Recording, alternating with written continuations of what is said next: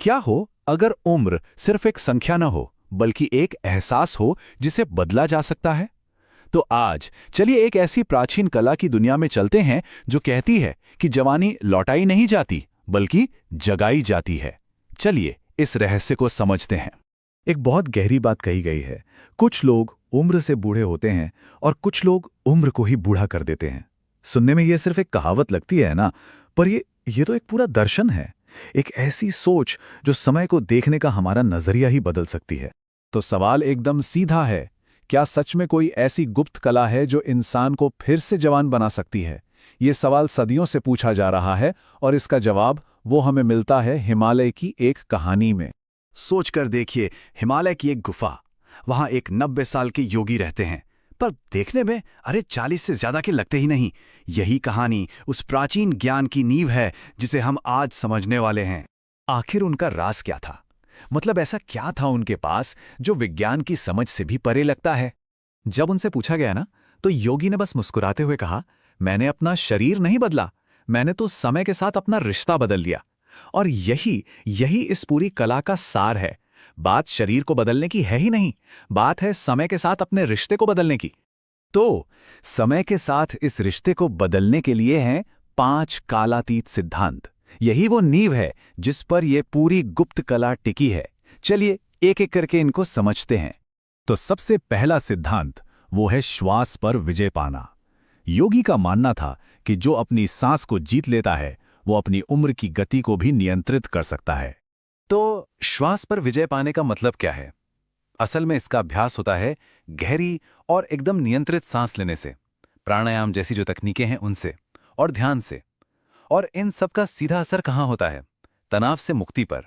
और मजे की बात यह है कि आज का विज्ञान भी तो यही कहता है कि तनाव ही तेजी से बूढ़ा होने का एक सबसे बड़ा कारण है।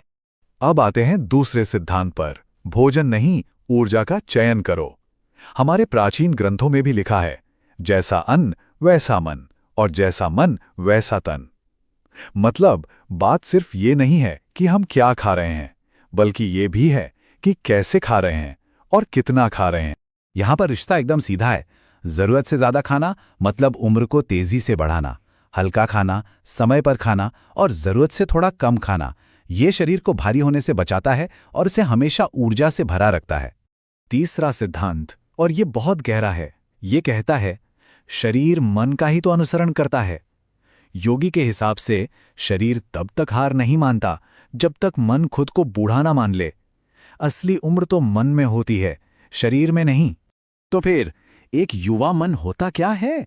ये एक ऐसी स्टेट है जहां लगातार कुछ नया सीखने की चाह हो, हर चीज को लेकर एक जिज्ञासा बनी रहे, और हां, डर और पछतावे से आजादी हो।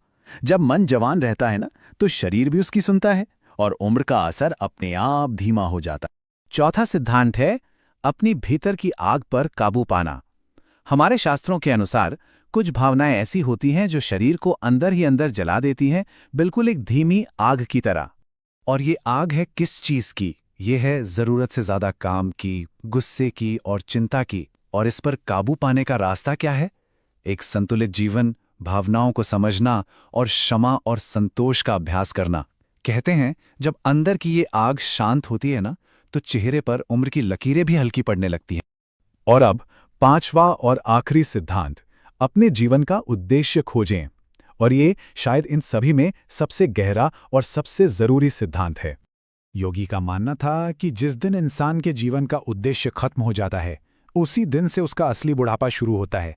अब वो उद्देश्य चाहे सेवा हो, साधना हो, या कुछ नया बनाने का जुनून हो, एक मकसद का होना ही तो जीने की असली वजह है। जिनके पास जीने का एक मजबूत मकसद होता है ना, वो उम्र के डर से बहुत ऊपर उठ जाते हैं। अब हो सकता है ये सब सुनने में बड़ा फिलोसॉफिकल लग रहा हो, है ना? लेकिन सबसे दिलचस्प बात यह है कि ये प्राचीन ज्ञान आज के आधुनिक विज्ञान से भी पूरी तरह मेल खाता है। जरा देखिए, ये प्राचीन ज्ञान आज के विज्ञान से कैसे जुड़ता है। सांस पर नियंत्रण, उसका सीधा मतलब है स्ट्रेस हार्मोन्स जैसे कॉर्टिसोल का कम होना। सचेत जीवन, यानी जिसे हम माइंडफुलनेस कहते हैं, वो हमारे सेल्स की एजिंग की प्रक्रिया को धीमा कर सकता है। और जीवन का उद्देश्य, ये तो साबित ही करता है कि एक अच्छी जीवन शैली अक्सर दवा से कहीं ज्यादा शक्तिशाली होती है ना? ये प्राचीन ज्ञान और आधुनिक विज्ञान का एक अद्भुत संगम।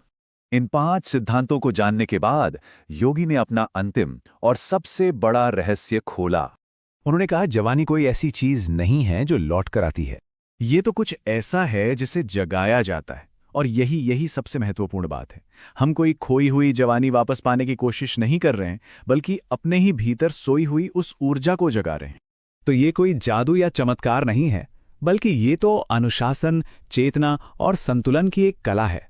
एक ऐसी कला जिसका अभ्यास कोई भी अपने जीवन में कर सकता है।